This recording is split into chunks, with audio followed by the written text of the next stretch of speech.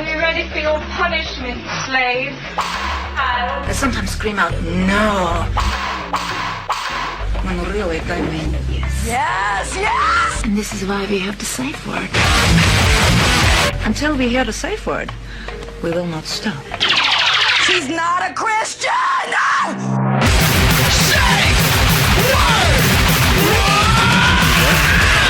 My tits. You're getting sugared off your tits. Isn't that your stripper name?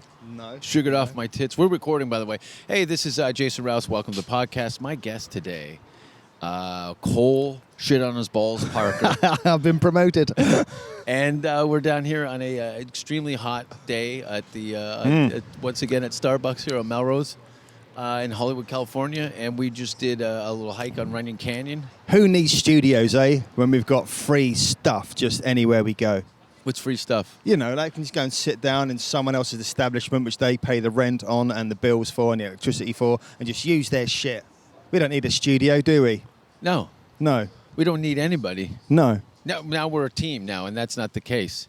We're a team. We're anything but a We're team. fucking doomed. Well, first of all, who are you? My name's Cole Parker. Good afternoon, Mr. Rouse. And what's your story? I am a reprobate from the UK. I've known you for how many years now? 10, 12? How long have I had this stress lump for on the back of my shoulders? That started the day after we met, I think. This huge lump. I've got a poison that I need to have removed from my face. No, that's from you letting truckers come on those zits on your back. Hey, man, cream is expensive. So we met in London, England, and I was continually warned to stay away from you, and you've been able to shake. I've driven this motherfucker up so many motorways in the UK, and then had to literally frisk him down. I watched him destroy a comedian who died at Leeds Festival once. This poor good comic, a guy called Arnab Chanda, who died on his sorry hole at Leeds one afternoon. Do you remember that? You were there. And to his credit, Arnab stuck it out through the booing But what does and this the have abuse. to do with you? And then on the way back, You're just trying to paint me as a horrible person. No, I don't need to paint you. There's evidence. Then we got in a car, and do you remember what you did to that poor boy? The next day, we were at It's Reading not that big of a Festival. deal. It was just funny, mate. He died. He did die, didn't he? We've all died Took his own life. on stage. And to center him out is as an anomaly is not the case. We're old road comics, basically. We've known each other for years, gigging up and down the country, and got into quite a few scrapes. And he's the reason why my life's fucked up, actually. And for some reason, I still like the man. Pass the buck, Parker. Nothing's my fault. The whole world's out to get me. But we met in London. We've done a handful of gigs together. Not always good ones either. We get booked on some really just terrible stuff. But in comparison to what we're dealing with here on a regular basis, that some of those shitty gigs in England look pretty good about now. I've got to say, I think most of our gigs were actually really good or had the potential to be great. They're either festival gigs or they were big purpose-built club venues. Me and you never really did small stuff. The smallest gig I ever saw you do was with Michael McIntyre a few years ago. When Michael, I am not the thief, McIntyre, he didn't want to follow you, did he? Did not want to follow you. Well, that happens. I don't know what the reason was behind that, but more importantly, who gives a fuck? I don't. You used to share a stable, didn't you? We're talking about you. Oh, yeah, I forgot. I don't know what to tell you, mate. I'm just, I'm fucked. Look at me. I haven't got the answers. Now, some honesty. See, that's hilarious. You are, and anybody who knows you is nodding their head going, yeah, he's totally fucked. Yeah, you man. are a mess on so many levels. Thanks. How do you... Get up in the morning? You wake up and look at yourself and go, cunt. Well, as you know, in my country, the C word is a term of endearment, so I rarely say that to myself. I'm not... All right. Then you look in the mirror and go, fucking fanny face. Yeah. I mean, it's, yeah. When did it all start? First of all, you were born where? I was born in southeast London, on the border of Kent, a place called Bromley, in 1974, to a casually racist white father and mother who are from Newcastle and Lambeth in London, respectively. Your parents are Geordies? My dad was a Geordie. He moved down when he was very young, but all my extended family were all Geordies, yeah. Okay, Geordie's somebody from the north of England, Newcastle, yeah. Which is quite nice. I was pleasantly surprised. I'd gone up there to do a university gig, and It's beautiful. Known for being hard people because they're the first line of defence against the Scots. It's the most northern English town. Okay. Beautiful. They have somebody told me that it was spared during the bombings because Hitler wanted to make it the capital. So there's still a lot of old architecture intact and stuff. But very happened to well that prick? known, extradited. They love their football, soccer, whatever you want to call it. Yeah, do you know that there's not really a lot going on up there? It's like a kind of working class city. They've got the football club. You know, they were shipbuilders. That's what they were up there. And they've got like a very strong, impenetrable, strong Northern English accent. I do love I prefer the north over the south, to be honest with you. All depends where you are. But I mean, there's shit and nice bits Where's all a over good the UK. city at the south of London? What's a good place? What, in Brighton? Okay. Oh, excellent place. Great. One of my favorite cities. Yeah, It's Bournemouth's not fantastic. bad, but Brighton's kicking it. Brighton's great. Bournemouth, I like yeah. Bristol as well. Yeah, Bristol. Okay. So yeah. Yeah, Bristol. What was the one with the gay? Cardiff, over in Wales. No. So you said it first. With the beach, with the cobblestone. Bournemouth or Brighton. Brighton's really nice. Yeah, It's really cool. very very gay. It's like the San Francisco, isn't it, of the UK? I suppose. It's more arty. It's more bohemian atmosphere. Great graffiti, street art, cool little boutique-y kind of shops, and really neat. Like spending a weekend in doing the Comedia, which is a great club.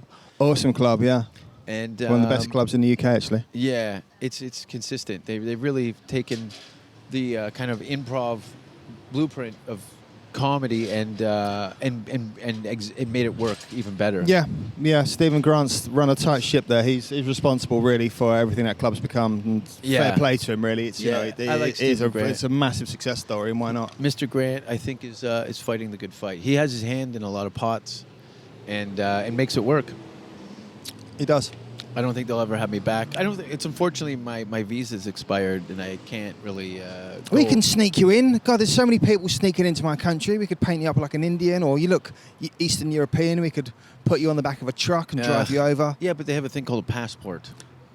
How about if we just, do it the old-fashioned way, like we just chop you up and then just reassemble you the other side? The only reason I'd come back is if somebody brought me for something spectacular. That's never going to happen. I've seen your act. That will never happen. Unless I need a new guy to clean out the shit at London Zoo. Are you questioning my ability and my God. resume? Because if you could come over. You could come over to be But truthful, to do what? Well, Everyone's had their fill of me over there. Well, do you know what? Actually, from what I'm hearing at the moment, although it's still a million times stronger than any circuit in Los Angeles or in California, certainly. California doesn't have a circuit, though. Yeah, exactly, but It's got a bunch of monkey bars and tires. the UK circuit, from what I'm hearing, has dropped exponentially, and saw it's that. such a shame. Yeah, apparently it's gone from supporting 250 comics, making a good living every week. Yeah. Apparently it's only like 50 or 60, and the others are kind of getting part-time jobs now. Yeah. The bubble's bursting. Yeah, but it had a good one. What a great bubble, though, because like when the boom was in the 80s in North America, comics were just doing North America, but the boom in England, it opened up. It was like you were going everywhere. There was a regular rotation of probably about maybe 12 different countries. There's probably still about 1,000 plus gigs in the UK, probably 1,200, 1,400 gigs in the UK. And if you look at we're only 800 miles long, and like the last 400 of it, half of it isn't even touched with comedy. Like all the Highlands of Scotland and stuff, and the Outer Hebrides and that. We still have a lot of gigs, man. Jeff comparison, Whiting's got like over 100. It's spreading into Europe as well. Yeah, Asia, Middle East, Eastern Europe. Should we explain to the listeners who Jeff Whiting is if you're not familiar with the UK circuit? Take too long. All right. But big circuit. So you, when did you start doing stand-up? My first gig was at the age of 6. We're not even gonna go there. We're not. This is my podcast, and we're not doing you with an ice cream cone as a 4-year-old. That doesn't count as a gig. You see my Facebook page? Yeah, it's terrible. It looks like an autistic child reaching for an ice cream cone. That's exactly what it was. But they clapped, they laughed, and they came back for more. Just because you whipped out your dick as a 4-year-old in front of a room I didn't full of whip it out. strangers. That wasn't me. That wasn't mine. I'm not hairy. There was sovereign rings on that hand. So when was your first professional gig? My first, as I said, I had a stab at it at the age of 6 and loved it. I've always been a big fan of comedy, alternative comedy when it broke, when I was pre-teen, and just followed it. I actually got on stage, my first open spot was on the 22nd of July, 1998, for a guy called Brian Damage at the Oval Comedy Club. And I did 5 minutes. I was the opening 5 minutes. And all my stuff was really dark and nasty and said too quickly, but with charm. But somehow it worked, and I blustered through, and I had a good show. And when did you have your first stinker? When you just probably not long after that. But I mean, stinking out the gig means something different when you're a new comic, doesn't it? Because when you're a new comic, let's say you're playing to 6 people in a room above a pub in a shit part of London on a Wednesday night. If one person coughs during the gig, as far as you're concerned, you know, someone laughed, you've had a decent gig. As you move up the echelons and you end up, let's say we're playing a festival, let's say there's 1,000 people, and let's say half of them don't like you. That's still 500 people who are like enjoying you, but as far as you're concerned, because of the ratio at that point in your career, that's a shit gig. Yeah, you do. Over time, you have a more broader and well-rounded measuring stick of what's quality and what's not. Yeah. Now, what was the worst gig? Because the thing is, when you're a bad gig in Los Angeles is a very different thing than a bad gig in London. Yeah, completely. You know, you could be beaten within an inch of your life or something. By a rival football team or some political... It's not as bad as that. I mean, you got more chance of getting punched anywhere in the UK than you have in America, just because we don't have the gun threat. Like a skinny little guy's going to go home and... Camden jonglers on a Saturday Late Show. That is like going into a hornet's nest with a fly swatter. Mm-hmm. It can be really good. But I like the hostility. What did you see? I mean, what did you witness during your time in the UK in the way of like people getting too aggressive, audience members at gigs and stuff? Oh, I got a couple attacks. You got a couple of attacks? Yeah, a couple of people attacked me. But with what? With weapons or with a woman verbally? with a shoe. I had some glass thrown at me one time. Do you know what the material was, the offensive bit, which made I had to go, oh yeah, shut up, you cunt, you're disrupting the show.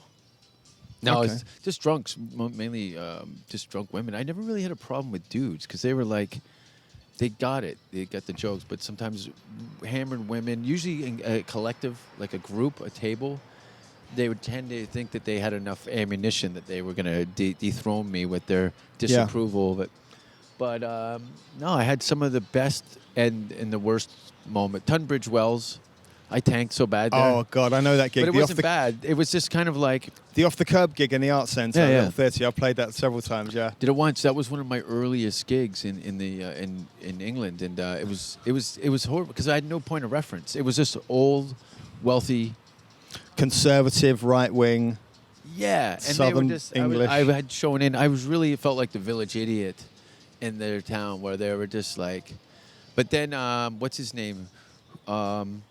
He does a joke about his eyes. You can't see my eyes. Simon Evans. Yeah, he ripped it. That was his. Yeah, that's his backyard. But also, he's very sort of well-spoken, Simon Evans. Pardon me? He's very well-spoken, Simon Evans. Oh yeah. They it was immediately his audience. identify with him. Yeah, of course. It's a class thing, you know. He's His opening line, I believe, is if you're struggling to place the accent, it is in fact educated. Yeah, fantastic. He went on, but we it was. I like working with people like that too. He's a good guy and he's funny, but... Do you know what? I struggled in my formative years as a stand-up because facial symmetry. I didn't have the face for stand-up. I looked like a boy band member, and I should have been, fucking on my knees in a green room somewhere instead of on a stage at a comedy club. Because what happened to me was I'd start doing gigs like up the creek and jongleurs gigs and stuff, and you got all these hen parties in there, all these like women on a night Kiss out. of death. Yeah. And I'd walk out and they might go, woo, when I walked on stage, which would make every man in the room hate me before I've said a word. You're like an attractive woman.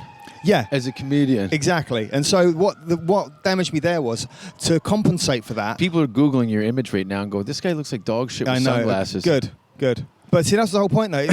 I knew it wasn't the right face. It was so frustrating because it meant that in order to combat this kind of,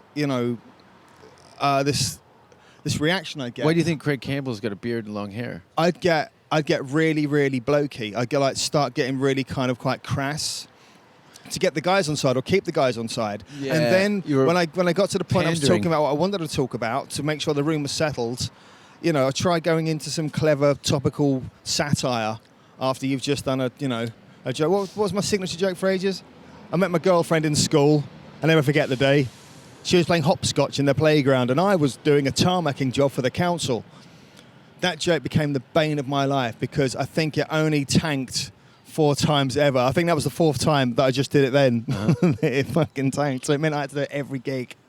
Hated it. What's been some of your low points and your high points as a performer? My low points in my career have been mainly Like now?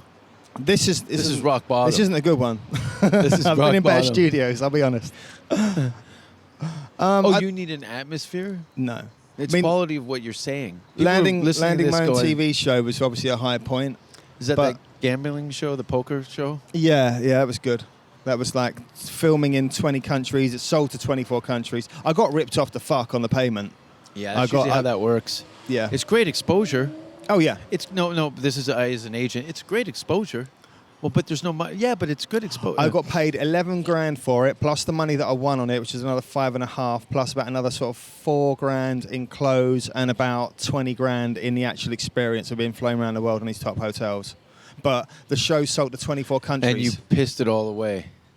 Well, that's not really a lot of dough, mate. 15 grand. I mean, No, most I'm people, joking. yeah. That's nothing. That's So- what is that? Rent for a year? What was I doing? Well, I was making good money as a stand-up at the time as well, so it helped. I was living well, Yeah. but, you know. Those days have come and gone for all of us. I think it's a bit of a roller coaster, isn't it? Because it is feast and famine. I Isn't know. it? I hope.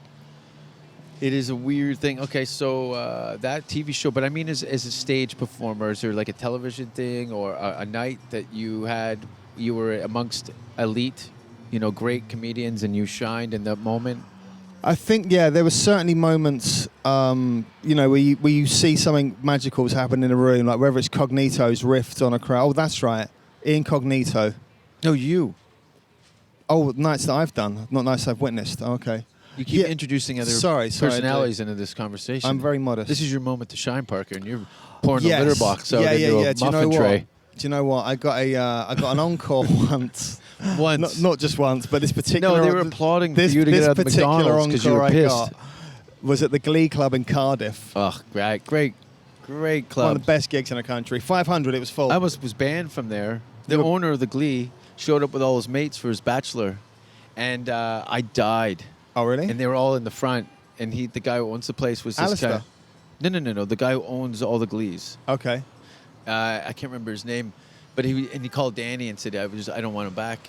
Danny had to talk him into having me back, but he just saw me like an anomaly. I always ripped that place, but I skipped a beat, and I don't know why he'd come to his own club to sit in the front. I know, that's with horrible. 10 of his friends. That doesn't sound I saw like Jim Jeffries die horribly at Birmingham Glee once, just doing what he always does, which is generally well received and brilliant, but tore into a heckler way too hard.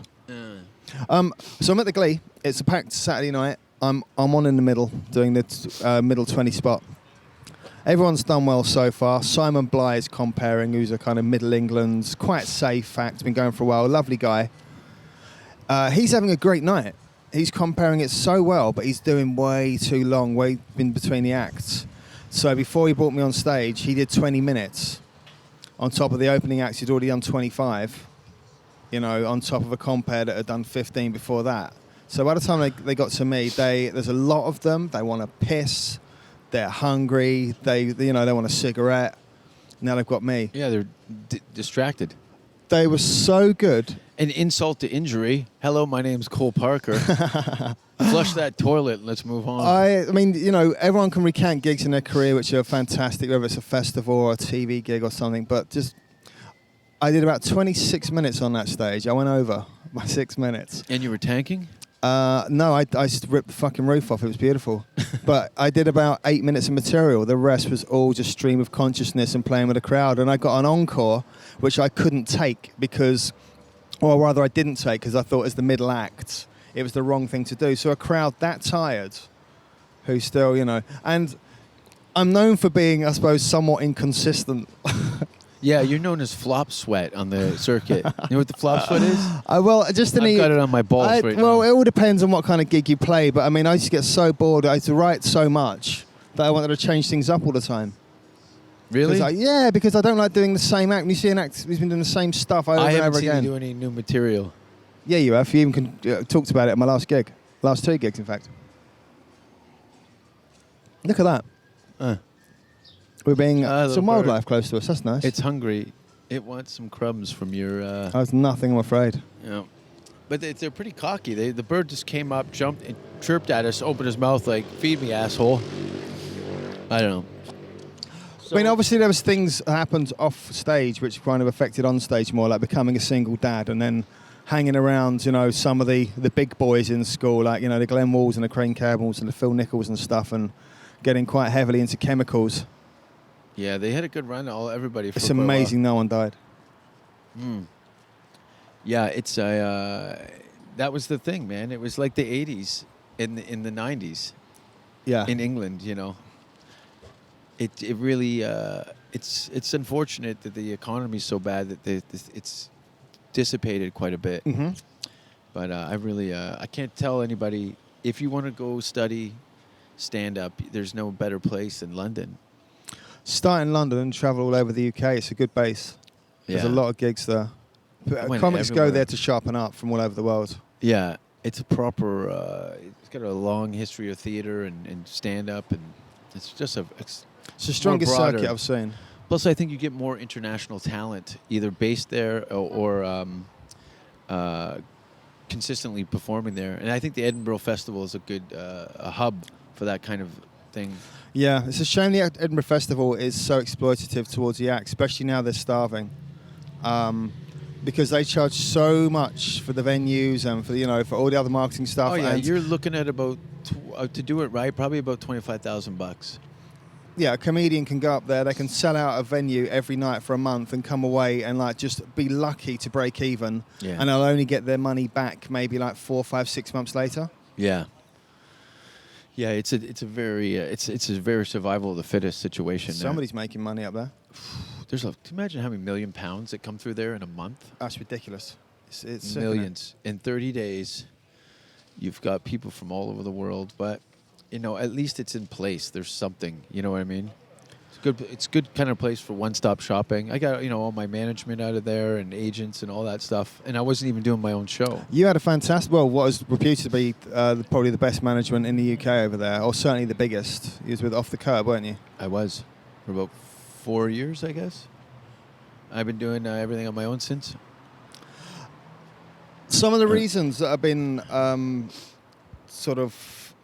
listed, stated, declared for the reason why the comedy circuit's kind of taken a dip in the UK beyond the recession has been a lot of really sanitized TV comedy, which sadly, ironically maybe, Off the Curb themselves with their production company Open Mic produced a lot of it.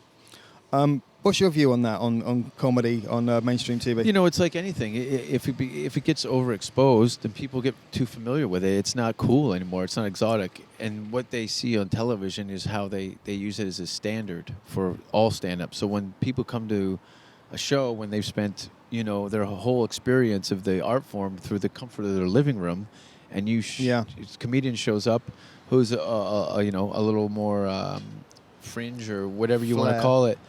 They literally look at you like you've come into the living room and had a shit on the floor. But there's ways around that. You just become a better comic. Well, a lot of it, of course, is they've been accused of putting a lot of their own acts on there, which may or may not be. Well, it's a lot of it is true. It's business. It's good business. Yeah, of course they're going to put their own acts. But I mean, but they do. So somebody like American that have production companies that have a stable of talent that they work with. I think the European ones will look a little more outside of their own. They'll team trade a little more. It's a little more broader. It feels like we're ready for another revolution like alternative comedy was itself. It feels like the television comedy in the UK certainly has got back to how it was in the 70s. With, instead of comedians picking from a pool of jokes, they now pick from a pool of topics but all have similar executions, ideas. It's incestuous. Yeah, and because it's all sanitized for blue rinse. That's what they call them in the UK. But like basically like a kind of prime time at home audience. There's nothing. I mean, for example, you would never get on the TV over there. Incognito wouldn't. A lot of my stuff Where, in wouldn't. England? Yeah. I've been on television like 6 times in England. But I'm talking about the primetime stuff, the sort of like, the Saturday night Michael McIntyre stuff, because all this, what I'm trying to say is this stuff is very, very safe. There's nothing that's really stand-up wise on television that's really pushing the envelope at the moment. No, that they strayed from that. But now I think, Dave Attell is doing this roadwork or underground comedy show, and it's uncensored. It's more free. I think that is going to be a great platform for comics that don't necessarily get that mainstream television exposure. Yeah. So I think people are looking, because there's alternative mediums to watch and hear stand-up, it's allowing a more of a outside-the-box platform for comedians to do what they do best without being under the thumb of advertising and a company, So it is changing. I just hope I'm around long enough to, have some of the joy of that. But as it stands now, I've ripped these clubs apart consistently, and but because it's not fashionable, and I'm kind of a unique individual, there's not really a lot of momentum off of it. Yeah. I mean, it's more about kind of... They're all standing around a burning house and wondering who's going to run out first. Yeah, it's kind of... I don't know. It just seems slightly too formatted. Yeah, it is. But because of that, there's going to be a backswing. There always is. It goes up like this, and then it comes back this way, and it goes all the way. It's a continuous circle. There's no way that this... boy band aspect of this stand-up is going to stay. People are going to get sick of it and going to grow tiresome of it. Isn't it incredible that whole kind of manufactured mentality has now crept across all of the arts and is now even in stand-up, which we'd have thought would have been the only one that maybe could resist it, apart from actual, I suppose, artworks, paintings, etc. But, for across music and...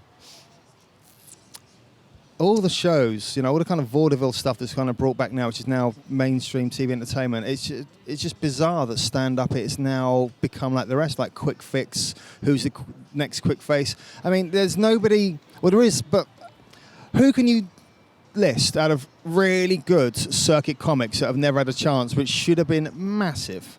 Yeah, but that's usually to their own devices. Those are just some people they're talented performers, hard to work with off stage, can't act, can't, stay sober, can't be dependable. There's a lot of other factors. Just because you're a great performer and you can bring the house down, it doesn't mean that you're a viable commodity. There's plenty of brilliant people who never see the light of day in show business, you know what I mean? It's those are just, there's a lot more going on than just having a great show. Yeah. That's 1% of 100, you know what I mean? It's not based on talent. Who have you been impressed with in the US, comedically? It's not on television. There's like, Burr and Attell. Those are like, consistently, I love watching that, but no, there's nothing. I don't know, Pablo. I'm going to forgive me. I'm going to get his name wrong. Pablo Maniscalco.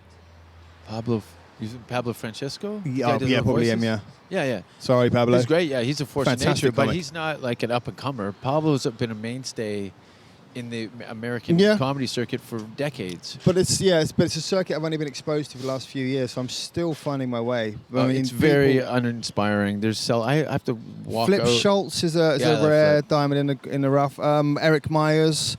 You'll disagree with me on this, but I think for performance alone, Brett Riley. I don't have any opinions on any of these. Okay. I don't really give a fuck about what other people are doing. There's There's an incredible amount of people. Mind you, though. My opinions on what other people's careers are doing, I have...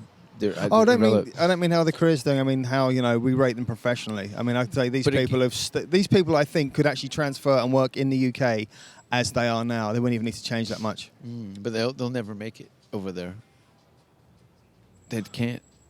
They can't get. They don't have the idea. When you discuss comedy in Europe to an American, that you may as well be telling them about the Narnia. You know what I mean? It's fucking. It's. But they speak English. I think Eric could make the crossover. I reckon just because it's pure character alone. Is this about Eric or about you? I'm just talking about how nice the circuit is over here. But thanks for keeping me in check. Yeah, the circuit's not nice here. There is no circuit. When have you done a string of gigs together and got paid? That's a circuit. This is a series of like cakes, and everyone stands on the top of the wedding cake and waves, and then you go over to another cake, but it's all cake. It's just fucking cake. But I'm glad it's here. I'm glad I'm living here, and but I do long for quality stage time. I'll go back to Canada and do a bunch of open mics back to back and open get some mics. repetition. Or just get like a new show going. You should be writing it here and trying it out over there, shouldn't you? That's what I've been doing. That's the plan. I got Jason my and I have been notebooks. going up to Runyon together like a couple of gay dads and workshopping stuff. And it's not so bad when it's the two of us. I brought a friend of mine the other day, so it meant Rouse had an audience, which meant I spent the entire hike just like every piece of dog shit that he passed. Just, hey, Cole, someone's doing your act. Are you saying I'm repetitive? No, I'm not. Yeah, but you talk a lot of nonsense. It's like 1 + 1 = cunt. Jesus Christ. It's like Who's your maths teacher? but that's how you do the math. You say something to me and expect me to nod and say, yeah, 1 + 1 is cunt. What? When it's always going to be 2. Are you all right? Can you Yeah. see me? Yeah, I can see you. But you know what I mean? It's like you will What? not see the error in your Oh, what you you've mean removed. if it isn't you that's talking, then it's right. I'm confused. No. Okay, I'm trying to think of an example. You'll say, I think you're better off just pointing at the dog shit. I think you're right to start with. I'm sorry. You'll be like, yeah, like this fucking porn star is driving me nuts. She can't get her shit together. It's like, dude, what the fuck are you talking about? How can you not see that this is bad out of the gate? Oh, this girl, she just got out of the mental hospital, but she won't hold my hand in public, and she keeps eating her own shit. I don't know. I don't think it's working you out. leave Shelley alone. Who's Shelley? I know, I made that up. Oh. I tried to give some credibility to your bullshit. I thought his name was Doug. Hey, you leave Doug Shelley alone. You are prone to pick some of the worst individuals to partner up with in the opposite sex. Let's just. This is a family show. Let's just keep it nice, shall we? That is nice. Fucking See? hell. And then I've seen some of the burned victim dwarves that you've dragged back to your nest. Yeah, but it's not. We're not talking about Fucking me. bring him down with a weighted net and a tranquilizer gun. You're saying they're like rhinos? We've got to roll them up in a fucking net. Roll them up. Roll them up in a net and drag them back to your cave. You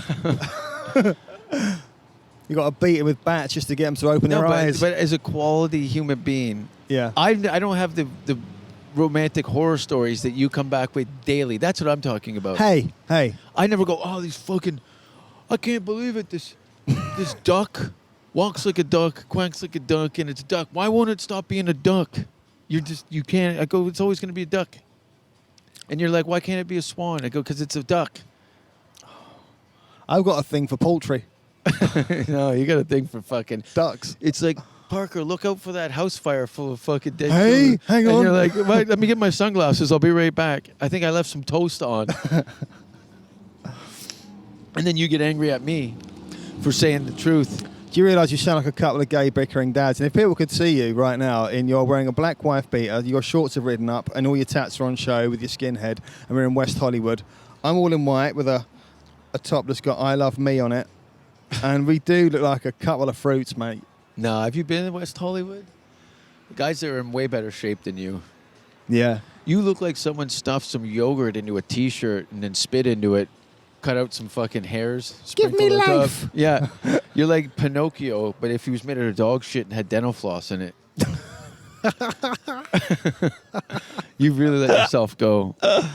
What were you, when you look in a full-length mirror, did you just weep and go, I just sit there with my head in my hands, just like, cursing God. That whole boy band shit that you had when you were starting out your career, that's not even a factor anymore. They're like, oh my God, this homeless guy. Yeah, you know what it looks like? The guy that you thought was going to do well in school but didn't. Now he's like pushing a trolley around Waitrose. You're typical, like the most popular guy in school who now... Not really. Not at all, in fact. You know, you weren't popular in school? I went to an all-boys secondary school. I went to an all-boys school, too. I went to Ravenswood School for Boys. There was a mixture of kind of kids with money and also Retards. kids from like tough estates.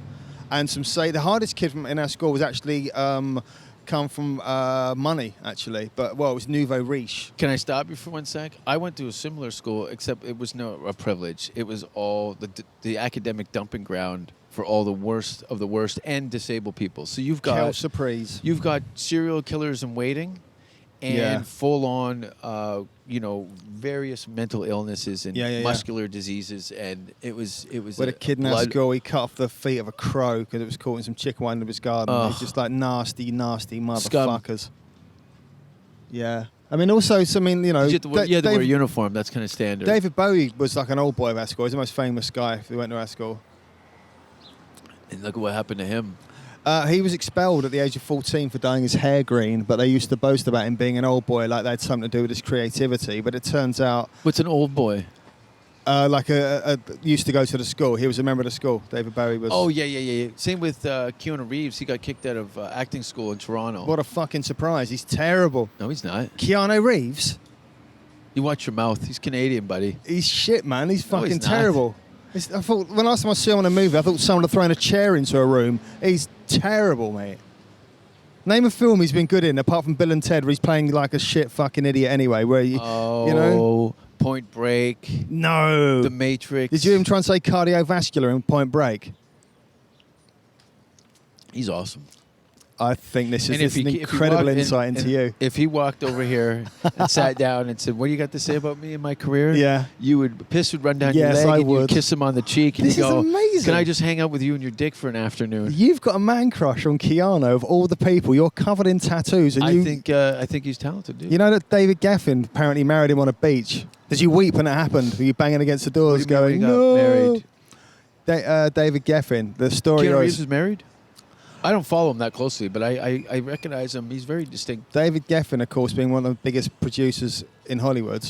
In order for Keanu Reeves having a career, he got basically him and Keanu.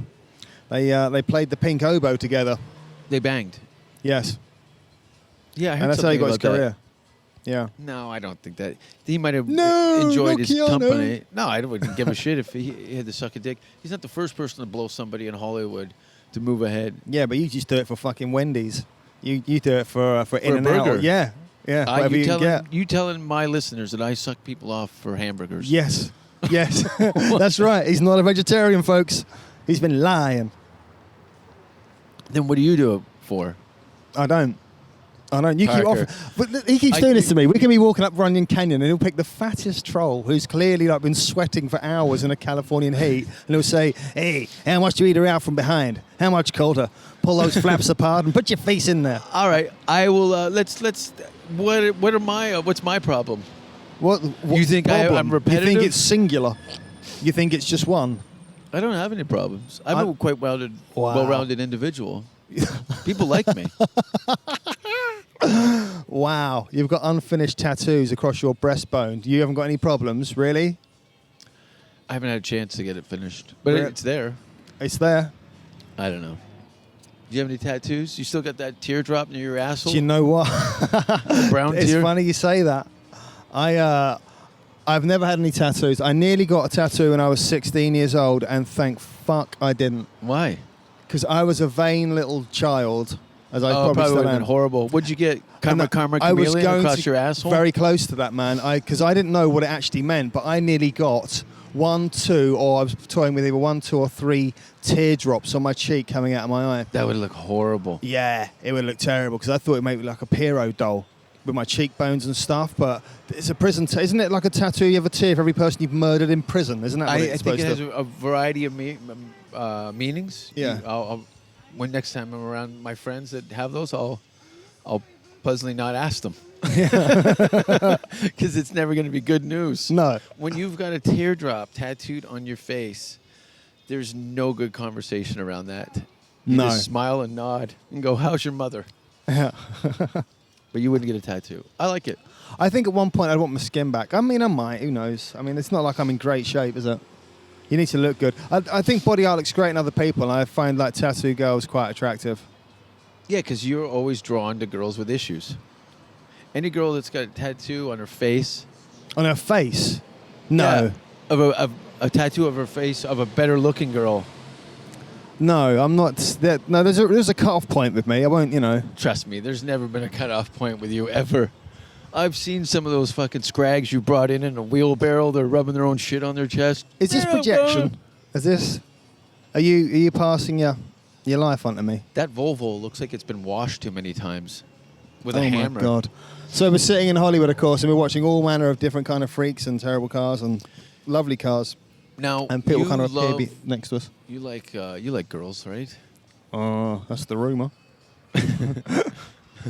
What? Because we've both had these discussions on how. Hang on. Where's this leading? Awful. Get your hand off. How the people here. What? Because I kind of talked you into moving here. I did talk you into moving here. Yes, I used to have a family and a house back in the UK. So I have a nice house and a beautiful wife and a child and everything. Child from a previous relationship, but still she lived with us. And then after one of these trips from Leeds down to London, with Jason Rouse in the car, that led to me being homeless on a couch in Los Angeles, divorced, without a house, listening to a German Shepherd eat itself out in a corner of the room. Where was that? That's where I was staying with some friends over Christmas. And the dog ate itself out? It was horrible, man. I went to bed every night. And yeah, it sounded like it was eating a plate of chops. It was foul. It was the last thing I heard when I went to sleep and the first thing I heard in the morning. Did you give the dog bubble gum or it was something? foul. It was an old dog as well. Oh, stinky old rat dog. The owner, when you wanked in front of it, did it cry? No, but I could still hear it going. Sometimes it was hard to finish. It's been there's been some low points here for both of us. I mean, there's been cry high in the points shower too. every morning. Sorry? I cry in the shower. You surprise me. I get on one knee and I weep and I piss down my leg and then I beat off and bang my head against the wall. Just another Tuesday night. Just to set myself up for things. Yeah. But the weather's great. The lifestyle's fantastic. There's highs as well, mate. And there's other things in the horizon. I mean, I've never been put up for so many TV shows. That's the flip side of being in Los Angeles. I will get like maybe 2 auditions a year in the UK. And when I go in, I'll be just another white guy born in the 70s with this accent. Over here, I'm still exotic. And, I can audition. That was my whole point of the conversation about you moving here. I go, you can go do 100 Edinburgh festivals, but you do one LA stint in a year.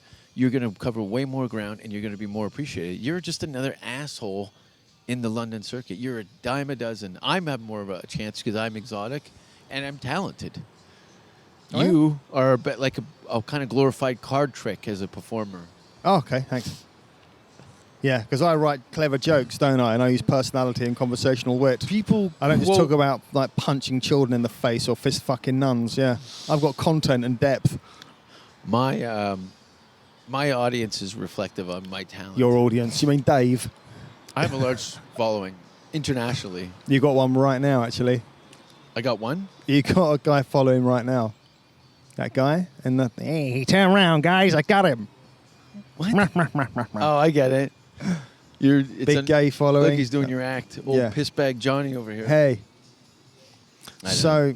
But did you have shows coming? I know I like to promote shows and stuff, but as you know, as I do, and people are listening, we don't really find out about our shows until maybe a week before if we're lucky. Very short notice over here, but then again, it's different. You don't really get paid for a lot of them. The paid stuff you do still get booked up in advance, but whereas in the UK, you like book up like your life diary, sort of like 4 to 6 months in advance, sometimes a year in advance. Yeah. And so you might be in March and be going, well, my October looks a bit thin, or my November's looking like needs some help, but by then you kind of fill it up. Yeah, it does happen in 6 month increments. Like I remember when I'd first moved to London, I got a gig sheet, and it was for 9 months. Yeah. Every weekend for 9 months. I was like, Dubai, England, Newcastle.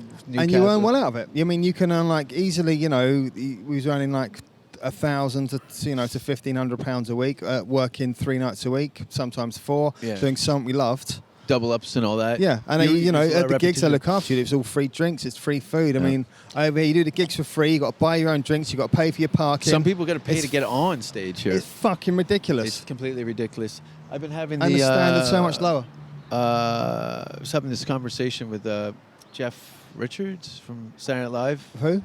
Jeff. Anyway, we're Oh. talking. It's like no one's. They've devalued. Devalued. They've taken the stock of stand-up comedy and plummeted it. So it's not worth anything. It's such a shame when it's an art form you love. But as you said, the flip side, of course, is over here. You know, I audition a hell of a lot. You know, I can get anything between a slow week is 2 auditions, What is that process like for you? but generally it's I can be like I audition every day. I get put up for lots of stuff playing Brits, obviously. Or Yeah. I can do Aussie accent. I can do like a plethora of accents. My American's probably the weakest, but I could still get callbacks for commercials in the American accent. something You like that. do have a commercial. You're English and you're not disgusting. You know what I mean? Because there's a stereotypic. You're not typically English.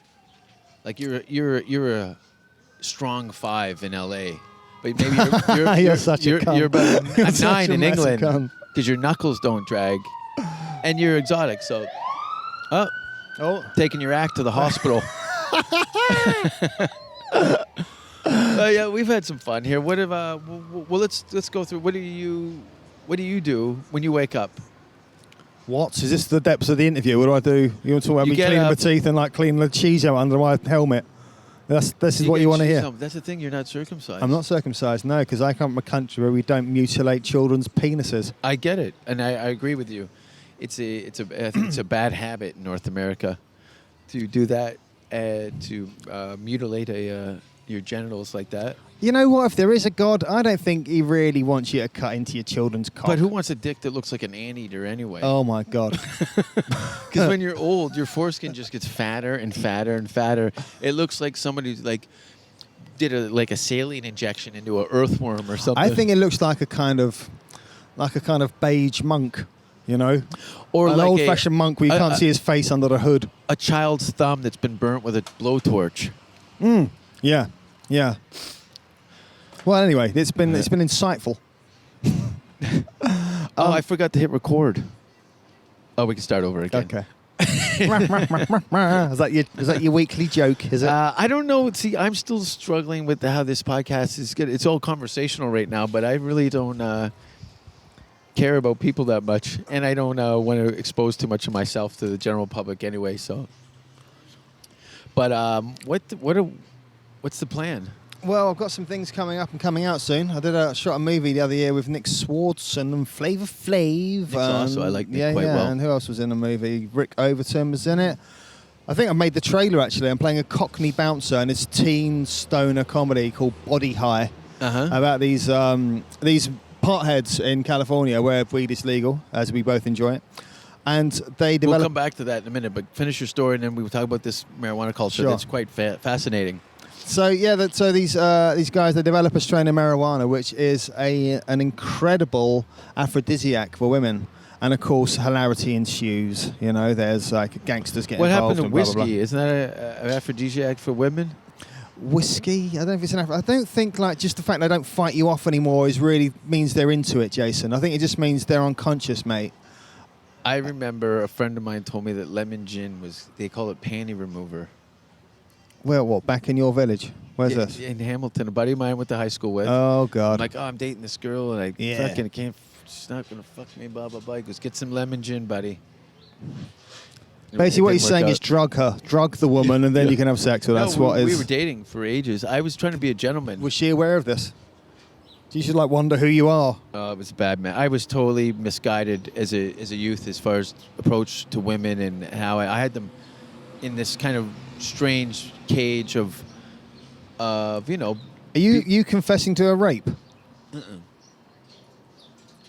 No, I mean, I was dating this girl for over a year, and we never had sex. How old are you?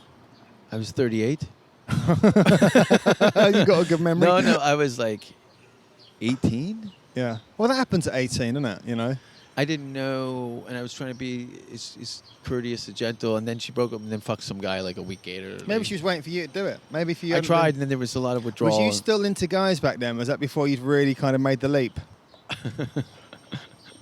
Trust me, anybody who knows me knows that you can't really hurt my sexual history. No, nobody can.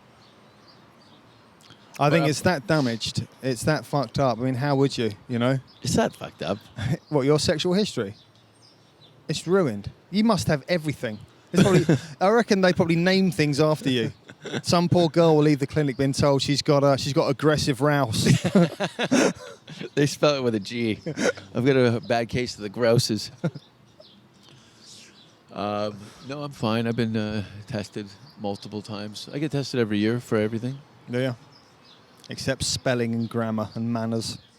No, I have manners, but my spelling and grammar is not very good. It's gotten better, Is it? considering what I came out of my academic career with.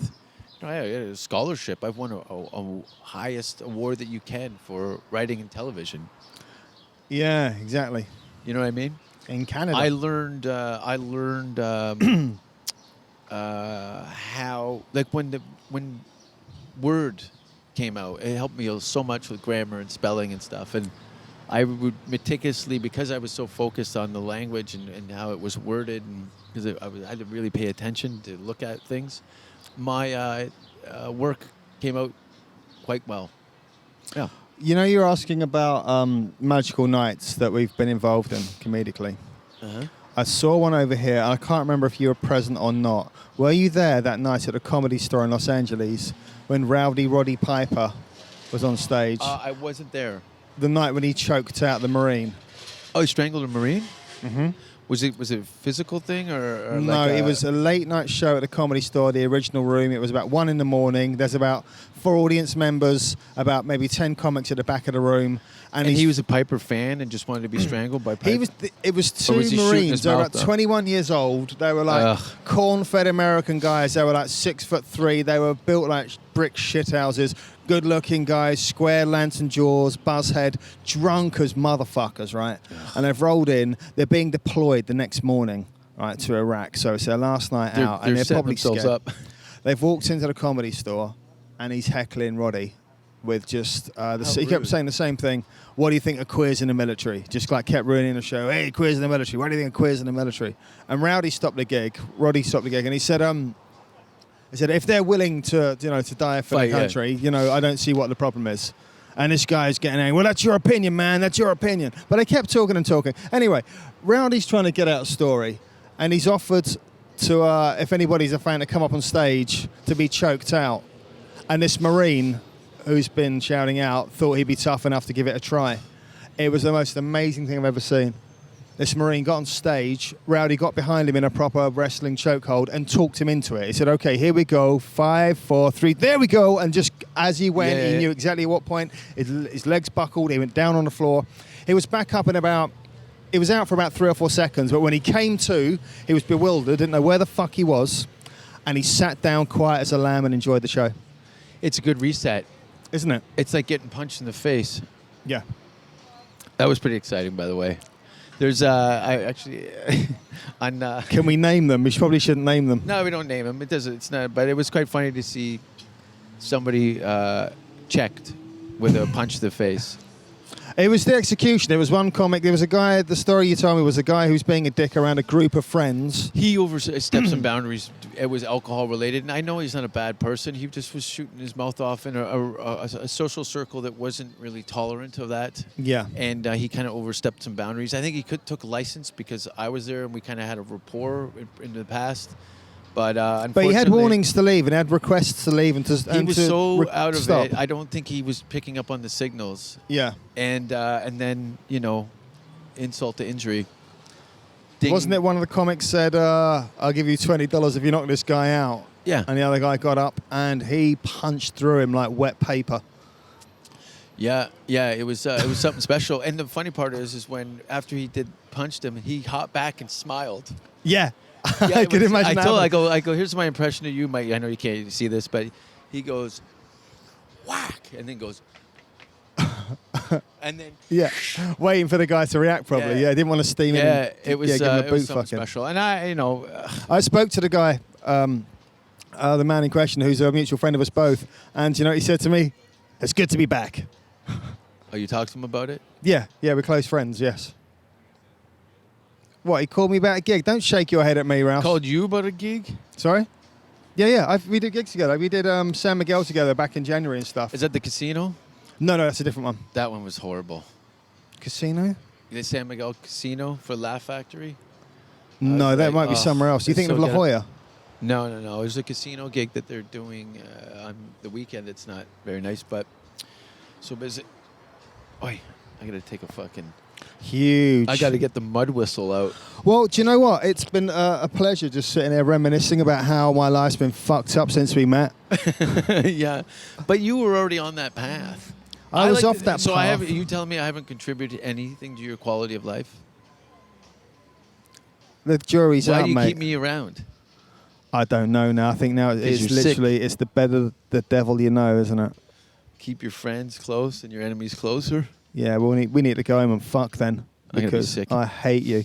I'll put some fish and chips in your mouth. Where are you gigging next, Rouse? Where Oh, it's not going to make any point, is it? By the time this goes out, the gig could have fucking happened. Winnipeg.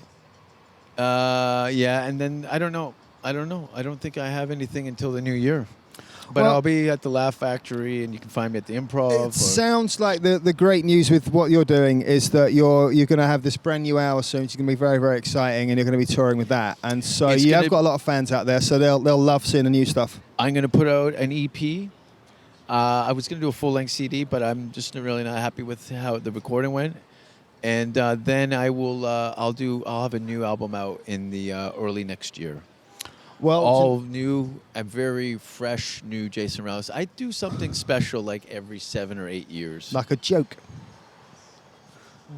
Jason, it's going to be great. It's a pleasure fucking up my life with you, witnessing it all and abusing me every step of the way. Yeah, we're like Cagney and Lacey. Yeah. Which Dom one and am I? Louise. I know the dumpy one that shit standing up. That's me. I'll take that.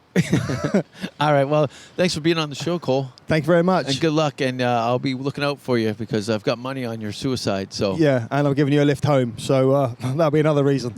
murder, suicide. Then talk to you soon. Cheers, mate.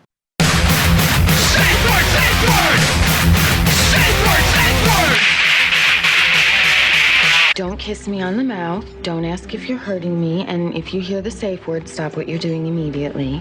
Do you have pantyhose?